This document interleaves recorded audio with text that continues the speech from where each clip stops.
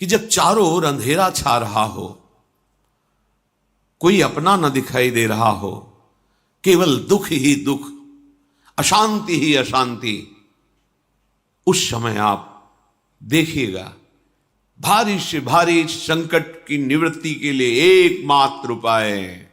यदि आप भजन नहीं करते तो आप दिमाग में लिख लीजिए, चाहे अपनी नित्य डायरी में लिख लीजिए। आप एक बात पर विश्वास कर लीजिए कि आपको कोई भी सुखी नहीं कर सकता। यदि आपको कोई सुखी कर सकता है तो आप हैं। बिल्कुल घनीभूत अर्थात ठोस बात है, इसे समझ लेना। यदि आप अपने विचार के द्वारा, विवेक के द्वारा अधर्माचरणों का त्याग करके धर्म पूर्वक जीवन व्यतीत करते हुए भगवान नाम जप करते हैं, तो पूर्व पाप कर्म के अनुसार जब देह रचा गया तो उसमें जो प्रारब्ध दुख सुख का है वो तो आएगा, पर आपको परास्त नहीं कर पाएगा। और आगे आपके लिए महासुख है जो दुख और सुख दोनों से परे है। अखंड प्रसन्नता, अखंड आनंद, वो केवल आपके करने से होगा। उपदेश मिल सकते हैं, मार्ग बताया जा सकता है, आपको सहयोग मिल सकता है, पर चलना आपको होगा। यदि आप नहीं चले तो ये कहीं भ्रम हो कि मैं कहीं जाऊं और मेरी दुख निवृत्ति हो जाए, तो इस भ्रम को छोड़ देना आप। क्योंकि हम आप तो बहुत छोटे जीव हैं, अर्थात बहुत लघु तपस्या, लघु पुण्य वाले हैं। हम उन महापुरुषों की बात करते हैं जिन्होंने आजीवन ऐसा तप संचय किया, फिर भी उनके शरीर में भारी से भारी दुख देखे गए। ये दुख और सुख एक भ्रमात्मक इंद्रजाल है माया का, ना दुख है न सुख है। जैसे जो सपने सिर काटे कोई, बिन जागे दुख दूर न होई, ऐसे स्वप्न में तुम चक्रवर्ती सम्राट बन जाओ तो जगने पर तुम थोड़ी रहोगे, तुम जो हो वही होगे। हम भगवान के चिदानंद अंश हैं। ये भूल कर हम अपने को स्त्री पुरुष, अच्छा बुरा, धनी निर्धन, दुखी सुखी आदि आदि बहुत सा प्रपंच है, इसे हम अपने दिमाग में बैठा लिया है। जब तक आप ये प्रपंच नहीं छोड़ोगे तब तक आपको सुखी कोई कर ही नहीं सकता, क्योंकि दुखालयम नाशवान संसार का तो तुमने अस्तित्व रखा है। अगर ये किसी के दूर करने से होता तो स्वयं जगत गुरु परब्रह्म परमात्म तत्व भगवान श्री कृष्ण सामने हैं और अर्जुन को कह रहे हैं, मात्रा स्पर्शास्तु कौन्तेय शीतोष्ण सुख दुखदा आगमा पायनो अनित्यास्तास्तितिक्षस्व भारत। हे भारत, हे अर्जुन, ये आने जाने वाले अनुकूलता प्रतिकूलता, गर्मी शीतलता, अर्थात काम क्रोध लोभ मोह मद मत्सर अपमान निंदा, ये सब ताप पहुंचाते हैं। अनुकूलता सम्मान यश कीर्ति धन वैभव मानी हुई मान्यता, ये सब शीतलता पहुंचाते हैं। ये उष्णता और शीतलता, अनुकूलता और प्रतिकूलता आने जाने वाले हैं। भगवान ये नहीं कह रहे मैं मिटा दूंगा, कह रहे तास तितिक्षस्व भारत, हे अर्जुन ये तुम्हें सहना होगा। यदि तुम इसे सह गए तो तुम्हारे हृदय में ऐसी स्थिति प्रकट हो जाएगी कि फिर ये स्पर्श भी नहीं कर पाएंगे। सहने से तुम्हारी भक्ति बढ़ेगी, तुम्हारा चिंतन बढ़ेगा, तुम्हारा स्मरण बढ़ेगा, सत्य वस्तु के लिए, सत्य तत्व के लिए तुम सुखी हो जाओगे। बिल्कुल खुली बात। आडंबर नाटक पाखंड इसकी जरूरत नहीं है। प्राकृतिक भोगों में सुख बुद्धि, देहाभिमान, विद्या रूप महत्व कुल धन यौवन अभिमान, यही तुम्हारे दुख का मूल है और ये कोई दूसरा नहीं हटा सकता। ये तुम्हें अपने विवेक सत्संग से प्राप्त हुए विवेक के द्वारा, शास्त्र स्वाध्याय से प्राप्त हुए विवेक के द्वारा इसे तुम्हें त्यागना है। दुख तुम पकड़े हो तो छुड़ा कौन सकता है? छुड़ाना तो आपको ही पड़ेगा। अगर कोई वादा करता है कि मैं आपको दुख रहित कर दूंगा, मुझे आज तक समझ में नहीं आया। दुख रहित होने का जो उपाय है वो गुरुजन, महापुरुष, संत जन बताते हैं कि जब चारों ओर अंधेरा छा रहा हो, कोई अपना न दिखाई दे रहा हो, केवल दुख ही दुख, अशांति ही अशांति, उस समय आप देखिएगा कोई एक है जो आपको बहुत प्यार कर रहा है। वो हमारे प्रभु हैं। आप जिनकी तरफ पीठ किए हो और जहां दुख है उधर मुख किए हो, वापस घूमो, सन्मुख होइएगा। सन्मुख होए जीव मोई जब वहीं, जन्म कोटि अघनाशों तब वहीं। करोड़ों जन्मों के पाप नष्ट कर देते हैं भगवान। जहां प्रभु की तरफ हुए तो पता चला बहुत जन्मों से बिछुड़ा था, वो मेरे स्वामी मिल गए। भारी से भारी संकट की निवृत्ति के लिए एकमात्र उपाय भगवान श्री हरि का आश्रय, उनके नाम का जप। सत्य मान लीजिए, आडंबर से कुछ नहीं होना। चाहे जितने जंतुर बांध लो, चाहे जितना जो कुछ जादू टोना जो मन आवे सो कर लो,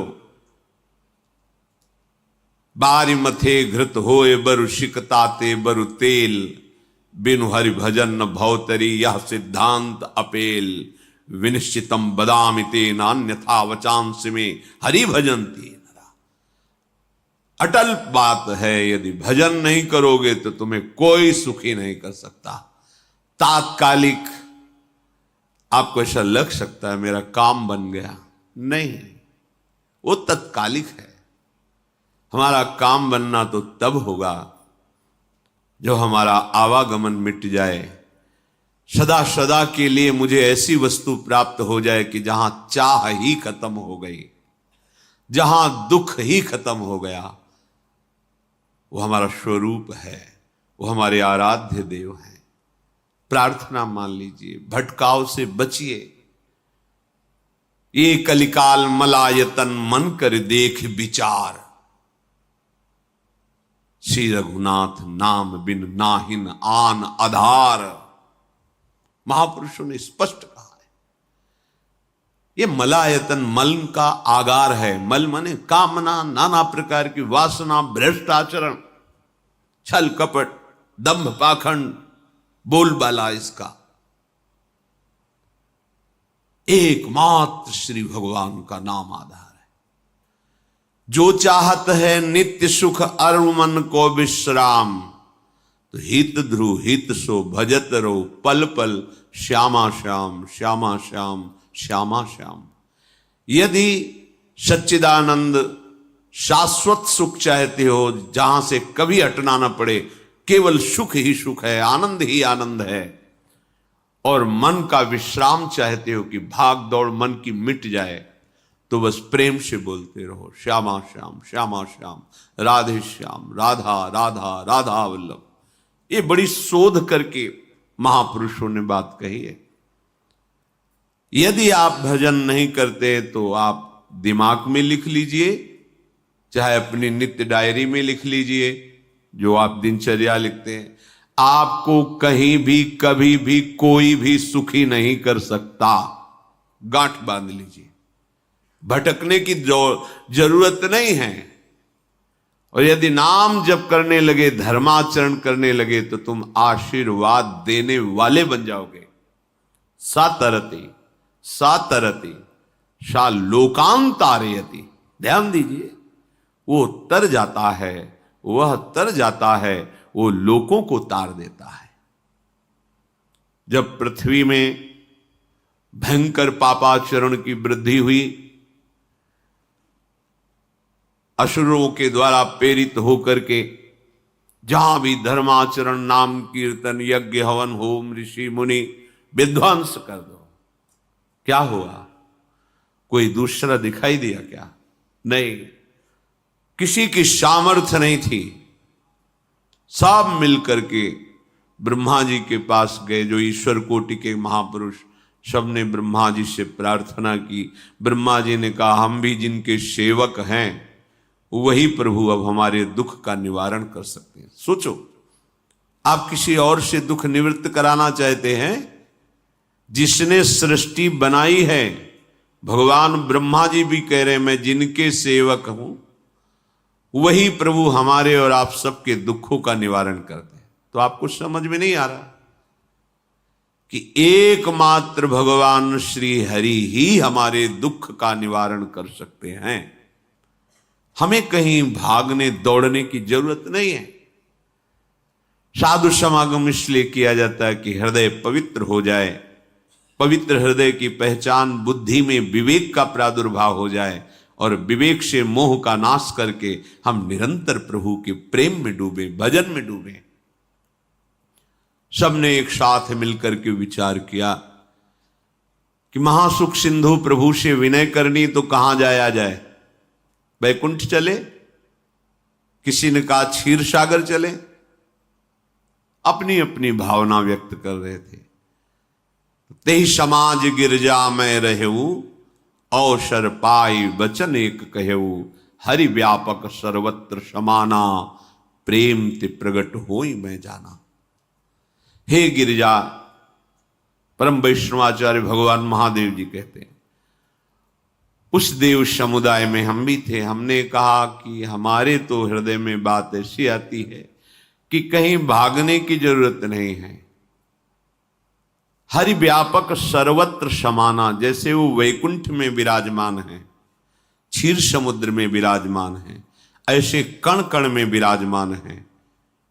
बस तुम प्रेम से पुकारो, जहां पुकारोगे वहीं प्रभु प्रकट हो जाएंगे। नाम बाणी जहां श्याम श्यामा तहां, नाम बाणी निकट श्याम श्यामा प्रगट। सिद्ध सिद्धांत है, भटकने की जरूरत नहीं। जहां हो वहीं से प्रिया प्रीतम का नाम पुकारो, नाम कीर्तन करो, उनकी लीलाओं का गायन करो, सबको सुख देने की भावना करो। देखो तुम्हारी दृष्टि बदलती चली जाएगी, भगवत साक्षात्कार करने की योग्यता आने लगेगी। ऐसा ही हुआ। सबने मिलकर के श्री भगवान को विनय पूर्वक आर्त भाव से पुकारा। आकाशवाणी हुई, निर्भय हो जाओ, निश्चिंत हो जाओ, मैं स्वयं अपने अंशों के सहित अवतार लेकर इस भूमि का भार हरण करूंगा। तुम सब बड़े बड़े जो देवता हो, जाओ हमारी लीला में सुख लेने के लिए सब ऋक्ष वानर आदि का रूप धारण करो। ब्रह्मा जी, महादेव जी, बड़े बड़े ईश्वर कोटि के लोकपाल बहुत प्रसन्न हुए, क्योंकि भगवद्वाणी सत्य है, त्रिकाल सत्य है। सबको विश्वास हो गया कि अब मारा तो जाएगा ये महासुर, जिसको लगता था कोई ना मंत्र के द्वारा मार सकता है, ना अस्त्र के द्वारा मार सकता है। स्वयं श्री भगवान पधार रहे। भगवान ने जो निरंतर भजन प्राण रहते हैं, कश्यप जी, अदिति जी, वो भगवान के वात्सल्य में भरे थे। प्रभु जब प्रकट हुए तो उनसे कहा, मुझे आप जैसा पुत्र चाहिए। प्रभु ने कहा कि मेरे जैसा तो मैं ही हूं, अद्वितीय हूं, दूसरा कोई है नहीं, मैं ही अवतरित होऊंगा।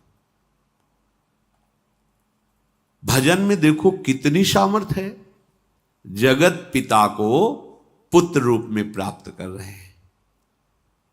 वही चक्रवर्ती सम्राट अवधपुरी के नरेश महाराज दशरथ जी के रूप में, जिनके महामहिम अद्भुत सौभाग्य प्राप्त करने वाली तीन ये रानियां, श्री कौशल्या जी, श्री कैकेयी जी, श्री सुमित्रा जी।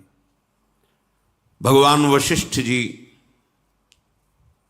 इनके गुरुदेव हैं। प्रायः बड़े बड़े महान जो राज्य पालक रहे, उनके ऊपर, राजा के ऊपर महाराजा विराजमान रहे। ऊपर से स्वर्गलोक आदि लोकों से भी यह शिक्षा मिली है। देवराजेंद्र तो भगवान बृहस्पति, दैत्यराज बलि तो भगवान शुक्राचार्य, जनक जी तो सदानंद जी महाराज, दशरथ जी तो वशिष्ठ जी महाराज।